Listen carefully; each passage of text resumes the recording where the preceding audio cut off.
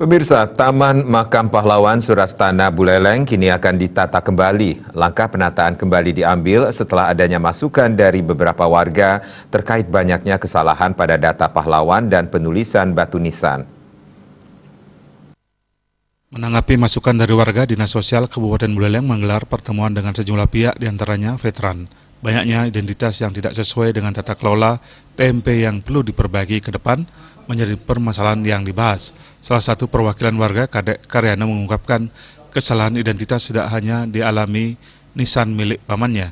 Data terkait identitas lainnya seperti alamat dan tahun gugur juga tidak disertakan. Selain itu, pada masalah administrasi, pihaknya sudah sejak tahun 1980 mengusulkan supaya pamannya yang sebagai pejuang mendapat hak administrasi berupa pengakuan dari pemerintah.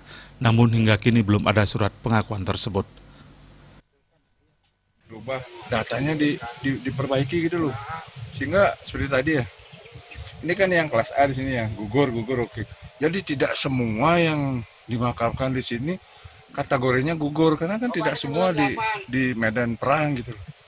Itu makanya saya pikir apa yang sekarang dirancang oleh Bapak Kepala Dinas awal yang baik gitu loh, karena sudah ada keinginan untuk mulai berbenah karena sudah beberapa tahun.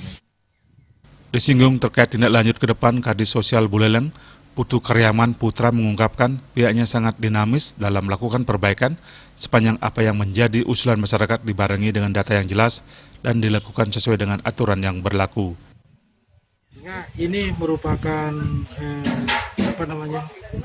aspirasi masukan untuk kita kaji bersama, dan kami akan menyesuaikan. Kita akan berkoordinasi lagi dengan yang berkompeten, yang sesuai dengan aturan dan data yang valid, sehingga kita tidak serta-merta menerima tapi menyesuaikan. Kalau memang sudah ada alat bukti yang sah, terpercaya, valid datanya, itu yang kita ingin.